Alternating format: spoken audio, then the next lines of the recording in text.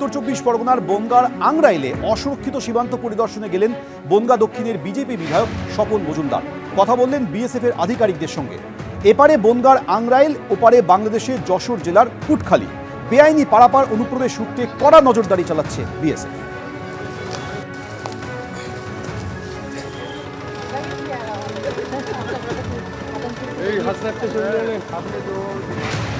ভারত বাংলাদেশ সীমান্তে আংরাইল, সেখানে গাইঘাটার আংরাইলে বেশ কিছুটা অংশ, ওপারে বাংলাদেশের পুটখালি যশোর জেলার, এবং সেখানে মাঝখানে ইছামতি নদী পেরিয়ে গেছে এবং সেখানে খোলা সীমান্ত রয়েছে এবং খোলা সীমান্তে যারা রয়েছেন তারা যথেষ্ট আতঙ্কে রয়েছেন। এখানকার বাসিন্দাদের সাথে কথা বলবো। আপনারা তো এই খোলা সীমান্তে বহুদিন বসবাস করছেন, কতটা আতঙ্ক? এখানে বর্তমানে যতদিন ফেন্সিং না হবে ততদিন মানুষ আতঙ্কেই থাকবে। কারণ কি, ভারতবর্ষের যে সমস্ত সীমানা এখনও খোলা আছে, এখানে অবাধে বিএসএফ পাহারা সত্ত্বেও বিএসএফের চোখকে ফাঁকি দিয়ে অবাধে মানুষ বাংলাদেশ থেকে এখানে আসছে, বিভিন্ন অনৈতিক কাজকর্ম চলছে। সেটা যতদিন ফেন্সিং এখানে না হবে সেটা রোখা অসম্ভব।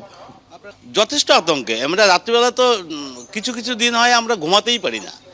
এখনও মাঝে মধ্যে বাংলাদেশের লোক এপারে চলে আসে এবং তার জন্য আমরা খুবই আতঙ্কেই আছি। এখানে পরিদর্শনে এসেছেন বনগাঁ দক্ষিণের বিজেপি বিধায়ক স্বপন মজুমদার এবং তিনি বিএসএফদের সঙ্গে কথা বলেছেন। এবং এই যে খোলা সীমান্ত রয়েছে, এলাকার মানুষের আতঙ্ক কিভাবে দূর করবেন? খোলা সীমান্ত সারা পশ্চিমবঙ্গে প্রায় 600 কিলোমিটার এখনও ফেন্সিং বাকি আছে।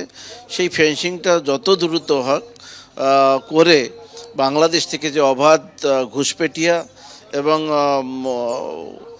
বাংলাদেশ থেকে যে জঙ্গি যোগ বারে বারে শোনা যায়, বাংলাদেশে যে জামাতিরা ইন্ডিয়াকে একটু অশান্ত করার চেষ্টা করছে, তার থেকে আমরা যাতে সুরক্ষিত থাকতে পারি তার জন্য আমাদের সকলকে এগিয়ে আসা দরকার আছে এবং বিএসএফকে যাতে ফেন্সিং দিয়ে সেই কাজ করতে পারে সে বিষয়ে।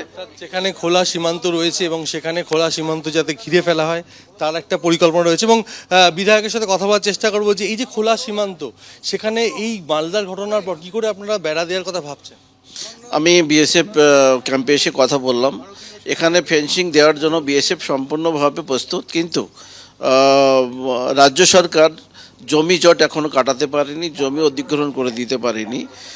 সেন্ট্রালের পক্ষ থেকে সমস্ত জমি অধিগ্রহণ করার জন্য সব টাকা পয়সা সব দেওয়া রয়েছে, অথচ এখনও পর্যন্ত সেই জমি অধিগ্রহণ করে দেয়নি।